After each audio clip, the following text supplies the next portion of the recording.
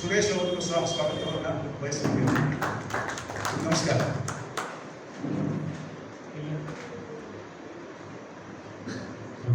ಎಲ್ಲರನ್ನು ಸ್ವಾಗತಿಸಿದ ಅಧ್ಯಕ್ಷರಿಗೆ ಧನ್ಯವಾದಗಳು. ಅವರಿಗೂ ಕೂಡ ಆತ್ಮೀಯ ಸ್ವಾಗತವನ್ನು ಕೋರಿಸ್ತಾ ಇದ್ದೇನೆ. ನಿರಂಜನ್ ಮೂರ್ತಿಯವರ ಆಪ್ತ ಮಿತ್ರರಾದ ಎಂ ಚಂದ್ರಶೇಖರ್, ಮಾಜಿ ಅಧ್ಯಕ್ಷರು, ಕನ್ನಡ ಸಾಹಿತ್ಯ ಪರಿಷತ್ ಮೈಸೂರು ಇವರಿಂದ ಪ್ರಾಸ್ತಾವಿಕ ನುಡಿಯಾಡಬೇಕು ಅಂತ ವಿನಂತಿ ಮಾಡ್ಕೊಳ್ತಾರೆ.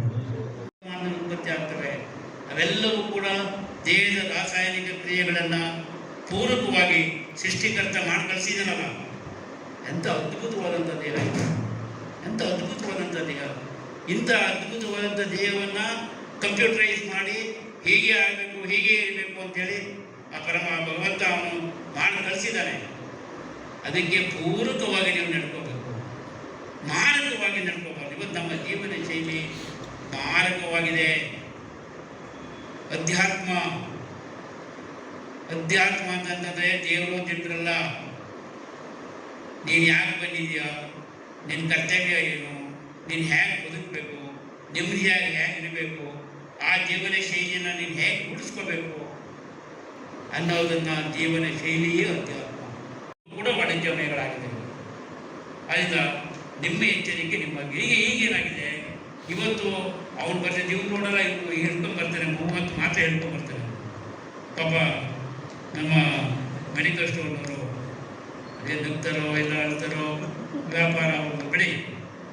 ಹೀಗಾಗಿ ಇವತ್ತು ಒಂದು ಬಕ್ಸೆ ಮಾತ್ರೆಗಳು ತಿಂತಕ್ಕಂಥ ಒಂದು ಪರಿಸ್ಥಿತಿ ಇದೆ. ಇವತ್ತು ಒಬ್ಬೊಬ್ಬರು ಒಂದು ಬಕ್ಸೆ ಮಾತ್ರೆಗಳು ತಿಂತಕ್ಕಂಥ ಪರಿಸ್ಥಿತಿ ಇದೆ. ದುರ್ವೈದ್ಯ ವೃತ್ತಿನೂ ಕೂಡ ನಮ್ಮಲ್ಲಿ ಇದೆ ಅಂತಕ್ಕಂಥದ್ದನ್ನು ಸತ್ಯ ನಾವು ಕೂಡ ಒಪ್ಕೋಬೇಕಾಗ್ತದೆ. ಸೊ ಹೀಗೆ ಔಷಧಿಗಳಿಗೆ ನಾನು ಬರ್ತೀನಿ, ಒಂದು 5 ನಿಮಿಷ ಔಷಧಿಗಳ ಬಗ್ಗೆ ಮಾತನಾಡಬೇಕಾಗಿದೆ. ಸೊ ಹೀಗೆ ಇವತ್ತು ಬಹಳ ಒಂದು ನಾನು ಹೇಳಿದೆ, ಸುಪ್ರೀಂ ಕೋರ್ಟ್ ಜಡ್ಜ್ಮೆಂಟ್ ಕೊಡುತ್ತೆ ಒಂದು ಆಸ್ಪತ್ರೆ ಹೇಗೆ ಮಾಡಬೇಕು ಅಂತ. ಸುಪ್ರೀಂ ಕೋರ್ಟ್ ಜಡ್ಜ್ಮೆಂಟ್ ಇದೆ, ICU ಇರಲೇಬೇಕು, ಸ್ಪೆಷಲಿಸ್ಟ್ಗಳು ಇರಲೇಬೇಕು ಅಂತ ಸುಪ್ರೀಂ ಕೋರ್ಟ್ ನಿರ್ದೇಶನ ಕೊಡುತ್ತೆ.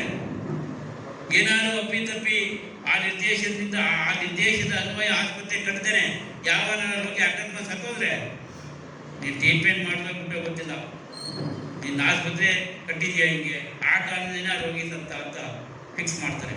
ಸೇವೆಗೆ ನಿಂತಿರೋ ರೋಟ್ರಿ ಇದರಲ್ಲಿ ನಮ್ಮನ್ನು ಕರೆಸಿ ಅಭಿನಂದನೆ ಮಾಡಿರೋದು ತುಂಬ ಸಂತೋಷ. ನಾನು ಅಷ್ಟೇ ಜಾಸ್ತಿ ಹೇಳೋಲ್ಲ. ನಾನು ತುಂಬ ಖುಷಿ ಪಡೋದೇನಂತಂದರೆ ನಮ್ಮ ಆತ್ಮೀಯ ವಿರೂಪಾಕ್ಷ ನಿಮ್ಮ ರೋಟ್ರಿಯಲ್ಲಿರೋದು ತುಂಬ ಖುಷಿ ಆಗ್ತಾ ಇದೆ. ಇನ್ನು ಮುಂದಕ್ಕೆ ನಾವು ಇವತ್ತು ಬಂದು ಪ್ರೇರಣೆ ಬಂದಿದೆ ರೋಟ್ರಿ ಬಗ್ಗೆ. ಇದ್ರ ಬಗ್ಗೆ ಯಾರು ಅರುಣ್ ಯಾರೋ ಹೇಳಿದ್ರು ರೋಟ್ರಿ ಬಗ್ಗೆ, ನನಗೂ ಗೊತ್ತಿರಲಿಲ್ಲ. ಅದಕ್ಕೆ ನಮಗೂ ಪ್ರೇರಣೆ ಆಗಿದೆ. ಬಟ್ ನಮಗೆ ಟೈಮ್ ಸಿಗಲ್ಲ, ನಾವು ಸುಮ್ಮನೆ ಮೆಂಬರ್ ಆಗ್ಬಿಟ್ಟು ಸುಮ್ಮನೆ ಎಲ್ಲೋ ಕೂತಿರೋದು ಬೇಡ. ಇದರಲ್ಲಿ ತಮ್ಮ ಅಂಕಣ ಬರಹಗಳ ಮೂಲಕ ಓದುಗರನ್ನು ಒಂದು ರೀತಿ ಸೂಜಿಗಲ್ಲಿನ ನಿಟ್ಟಿನಲ್ಲಿ ಸೆಳೆಯುವಂಥವರು. ಅದು ವೈದ್ಯಕೀಯಕ್ಕೆ ಸಂಬಂಧಪಟ್ಟಾಗಿರ್ಬೋದು, ಆಧ್ಯಾತ್ಮಿಕ ಇರ್ಬೋದು, ಧಾರ್ಮಿಕ ಇರ್ಬೋದು, ಬೇರೆ ಬೇರೆ ಆಯಾಮಗಳಲ್ಲಿ ಅವರು ತಮ್ಮ ಅಂಕಣ ಬರಹಗಳನ್ನು ಕಟ್ಟಿಕೊಡೋದ್ರ ಮೂಲಕ ಒಂದಷ್ಟು ಸ್ಫೂರ್ತಿಯನ್ನು, ಉತ್ಸಾಹವನ್ನು ಓದುಗರಿಗೆ ತುಂಬುವಂಥ ಕೆಲಸವನ್ನು ಮಾಡ್ತಾ ಬಂದಂಥವರು.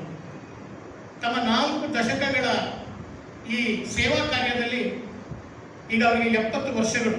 1945 ಅವರ ಜನ್ಮದ ವರ್ಷ.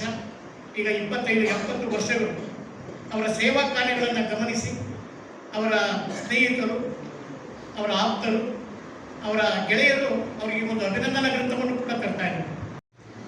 ಮನೆಗೆ ಮಲ್ಲಿಗೆಯಾಗು, ಕಲ್ಲಾಗು ಕಷ್ಟಗಳ ಮಳೆಯ ವಿಧಿಸುರಿಯೇ, ಬೆಲ್ಲ ಸಕ್ಕರೆಯಾಗು ದೀನ ದುರ್ಬಲರಿಗೆ, ಎಲ್ಲರೊಳಗೊಂದಾಗು ಮಂಕುತಿಮ್ಮ ಎನ್ನುವ DVG ಅವರ ಮಾತುಗಳನ್ನು ಈ ಸಂದರ್ಭದಲ್ಲಿ ಸ್ಮರಣೆಯನ್ನು ಮಾಡ್ತಾ, ರೋಟರಿ ಕ್ಲಬ್ ಉತ್ತರ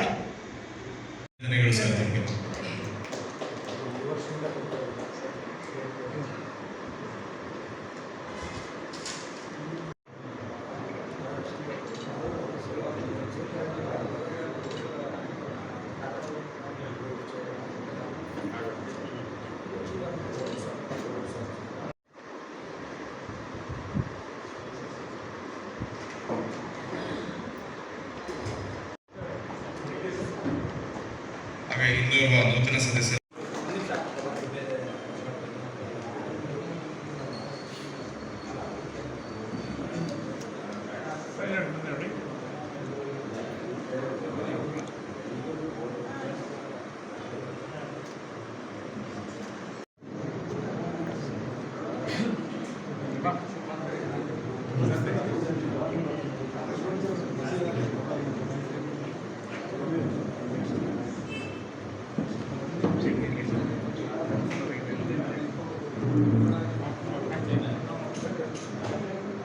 ಹತ್ರ ಬನ್ನಿ ಹೀಗೆ ಸೋಮನಾಥ್ ಸ್ವಲ್ಪ ಜಗದೀಶ್ ಬನ್ನಿ